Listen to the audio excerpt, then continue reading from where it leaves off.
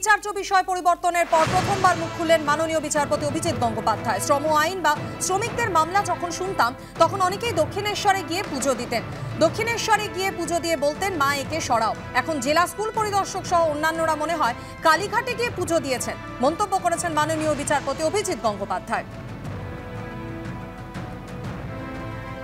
এর আগে মাননীয় বিচারপতি সৌমেন সেন তিনিও এই মামলায় মুখ খুলেছিলেন, আর এবার মুখ খুললেন মাননীয় বিচারপতি অভিজিৎ গঙ্গোপাধ্যায়। বিচার্য বিষয় পরিবর্তনের পর প্রথমবার মুখ খুললেন তিনি। শ্রম আইন বা শ্রমিকদের মামলা যখন শুনতাম তখন অনেকেই দক্ষিণেশ্বরে গিয়ে পুজো দিতেন। দক্ষিণেশ্বরে গিয়ে পুজো দিয়ে বলতেন, মা একে সরাও। এখন জেলা স্কুল পরিদর্শক সহ অন্যান্যরা মনে হয় কালীঘাটে গিয়ে পুজো দিয়েছেন, মন্তব্য করেছেন বিচারপতি গঙ্গোপাধ্যায়।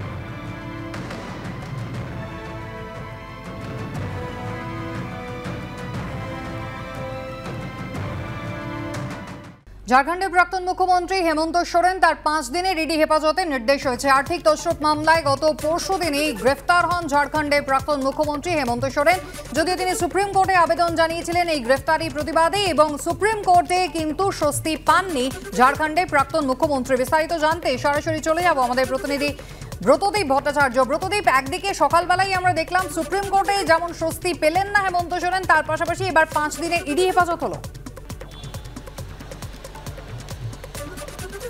একেবারে দেখো, গতকালই কিন্তু ইডি বা আদালতে হেমন্ত সোরেনকে পেশ করে তাকে 10 দিনের জন্য নিজেদের হেফাজতে চেয়েছিলেন, কিন্তু আদালত ইডির বক্তব্য শোনার পর গতকাল তার অর্ডার রিজার্ভ রেখেছিলেন, তাকে 1 দিনের জন্য জেল হেফাজতের নির্দেশ দেন এবং আজকে ফের আবার হেমন্ত সোরেনকে আদালতে পেশ করা হয়।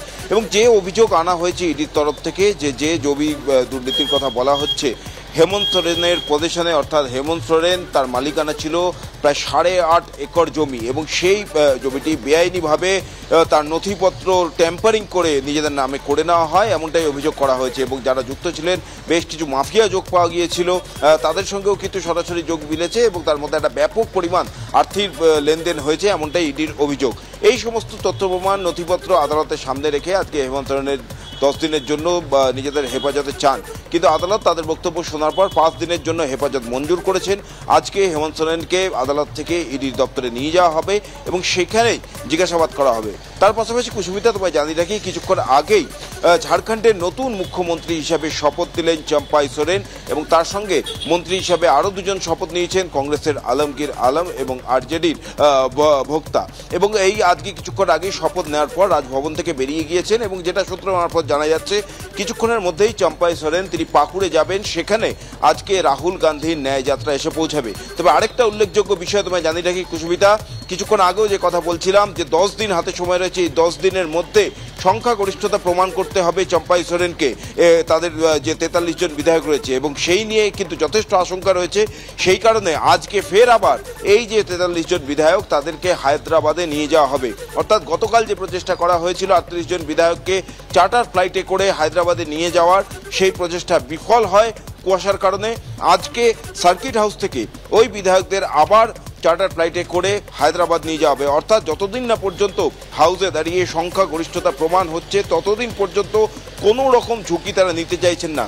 কারণ ঝাড়খণ্ড মুক্তি মোর্চার যারা স্পোক্সপারসন, তাদের স্পষ্ট অভিযোগ বিজেপি যেন তেন প্রকারণা চাইছে এই সরকারকে সংকটে ফেলতে, এবং এখানে যাতে রাষ্ট্রপতি শাসন জারি করা যায় সেই প্রচেষ্টা তারা চালিয়ে যাচ্ছে, কিন্তু কোনোভাবেই তারা দল ভাঙাতেও দেবেন না, কিংবা এই সরকার যাতে সংকটে না পড়ে তার জন্য যে সমস্ত বিধায়করা রয়েছেন তাদেরকে অন্য কংগ্রেস শাসিত